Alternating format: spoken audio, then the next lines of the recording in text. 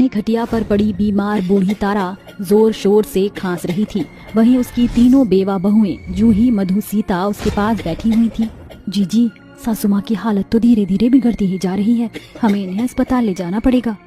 ठहर जा बहू, अब बहुत देर हो चुकी है, मेरे अंदर चंद सांसें बची हैं। माँ जी, भगवान के लिए ऐसा मत कहिए, आपको अपनी बहू के लिए जीना होगा। हाँ माँ जी, अगर आपका साथ रहे कहा तो हम तीनों बहू इस गरीबी को भी मात दे जाएंगी। सीता ऐसा कह रही होती है कि उसकी सास दुखदाई दुनिया से हमेशा के खातिर आंखें मूंद लेती है। यह देखकर तीनों लाचार बहुओं की आंखों से आंसू की बदरा बरस पड़ती है। माँ जी उठिए ना, अपनी गरीब बहू पर ऐसा गजब मत ढाइए माँ जी। सीता, जी, मुर्दे जागते नहीं सिर्फ जलते हैं। अब हम तीनों बहुओं को ही माँ जी का दाह संस्कार करना होगा, मगर हमारे पास तो एक खोटा सिक्का भी नहीं, ऐसे गरीबी में हम लकड़ियाँ कहाँ से लाएंगे। सीता अपने आंसू पोंछकर लाला लाजपत के पास आती है। लाला जी, मेरी मदद कीजिए, मेरी सास का देहांत हो गया है, दाह संस्कार करने के लिए कुछ पैसे उधार के तौर पर दे दीजिए। अरे लाला सिर्फ लाभ के लिए उधारी देता है, और तुम तीनों बहुत तो पहले घनघोर गरीबी में दिन काट रही हो, तो कैसे चुकता करोगी? मूल और ब्याज कुछ गिरवी धरो और ले जाओ पैसे। मगर मेरे पास तो कुछ भी नहीं। अरे जाने जहाँ, मेरी नजर से देखो तो तुम्हारे पास गिरवी रखने को बहुत कुछ है। लाजपत की बेढंग बातें सुनकर सीता फौरन उसके बुरे मंसूबे भांप जाती है और कहती है, तो है तुझ पर लाला, मुझे नहीं मालूम था कि तू नियत का इतना खोटा है। सीता रोते हुए अपने घर वापस लौटकर अपनी सास के शव से लिपट कर कहती है, हमें भी अपने साथ ले चलो सासू माँ, यह दुनिया दरिंदगी से भरी हुई है, जहाँ सुनार से लेकर सूबेदार तक औरतों का दामन दागदार करने और उन्हें फाड़ खाने को दौड़ते हैं। जैसे तैसे तीनों बहू हिम्मत बांधकर अपनी सास का अंतिम संस्कार करके घर लौटती हैं। गरीब बहू अपनी सास को याद करके रात भर रोते हुए बिता देती है। ऐसे ही 2 दिन बीत जाते हैं। जीजी, ऐसे हाथ पर हाथ धरे कब तक बैठे रहेंगे? मैं रसोई में जाकर देखती कुछ बनाने को है कि नहीं।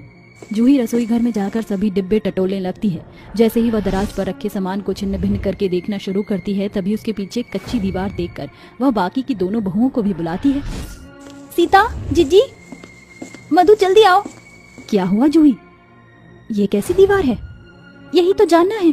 तीनों बहुएं दीवार तोड़ने लगती हैं। दीवार के अंदर एक चौरस जगह में 3 बर्तन होते हैं, जिसके 1 चम्मच, 1 थाली और एक जादुई कढ़ाई थी, जिसके साथ उन्हें एक चिट्ठी मिलती है। मैं जानती हूँ तुम यह चिट्ठी पढ़ रहे हो। जिसे तुम देख रहे हो यह तीनों जादुई बर्तन हैं। इस जादुई थाली में तुम जो भी पकवान गढ़कर इस जादुई कढ़ाई को जलते हुए चूल्हे पर चढ़ाकर इसमें ये जादुई चम्मच 4 बार घुमाओगी तो तुम्हारे मन के जो भी भले मनोरथों होंगे वह पूरे हो जाएंगे। ये जादुई बर्तन कैसे हो सकते हैं, क्योंकि ये तीनों बर्तन तो पुख्ता तौर से पीतल के हैं। मगर मधु, इस चिट्ठी में लिखा है कि यह जादुई बर्तन है, हमें एक बार इन तीनों बर्तनों पर अपना पैतरा पैरवी आजमाना चाहिए।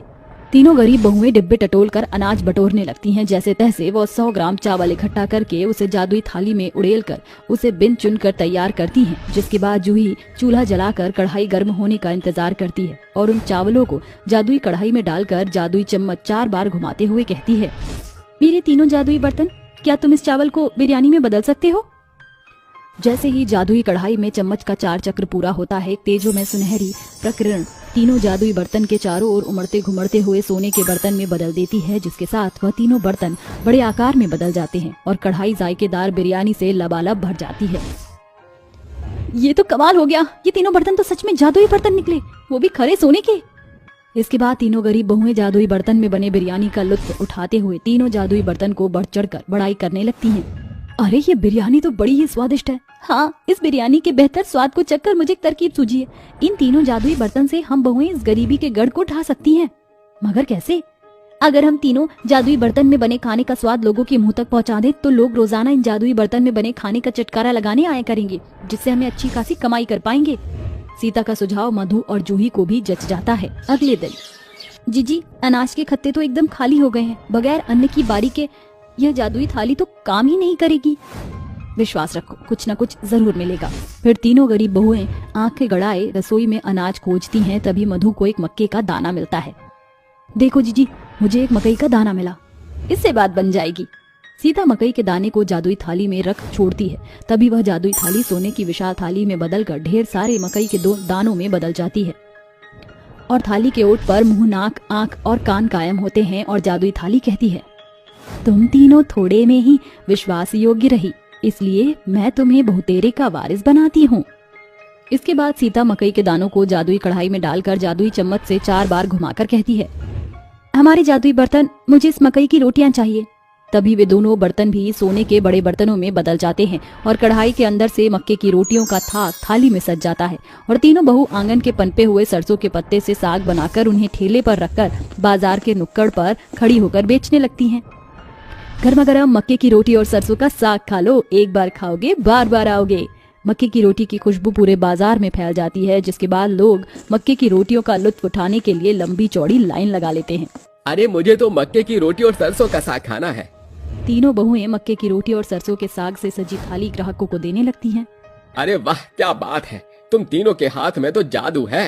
अरे पुराने दौर की यादें ताजा हो गई। हाँ दामोदर, ये खाना इतना मजेदार है जैसे कि जिन्होंने इसमें अपना जादू उतार दिया। पेट भर गया मगर मन है कि भरता नहीं। लोगों के मुंह से तारीफ सुनकर तीनों मन ही मन मुस्कुराने लगती हैं, क्योंकि वह जानती थीं कि खाने में जादू उनके जादुई बर्तन के कारण जो था, उस रोज उनकी खूब कमाई होती है। ऐसे ही हर एक दिन वह अपने जादुई 3 बर्तन में भांति भांति के खाने का तड़का लगाती हैं, जिससे उनकी कमाई हर दिन औसतन बढ़ती गई, जिससे उन्होंने सुंदर सा घर बना लिया। जी, कल तक हम तीनों बहू दाने दाने पर मोहताज थी और आज इस आलिशान घर की मालकिन है। हाँ मधु, ये सब कुछ हमारे 3 जादुई बर्तन से मुकम्मल हुआ है। हाँ, अगर यह जादुई बर्तन हमें नहीं मिलते तो हमारे हाथों में भीख का कटोरा होता। अब तक हम बहुओं ने अपनी जादुई बर्तन का प्रयोग पैसे कमाने के लिए किया, क्यों ना आज गरीबों को खाना खिलाकर पुण्य बटोरे। हाँ, ये उच्च विचार है। तीनों बहुएं अपने जादुई बर्तन का प्रयोग करती हैं। ए हमारे जादुई बर्तन, इन अनाजों को ग्रहण करके अपने भीतर से 56 भोग बरसाओ।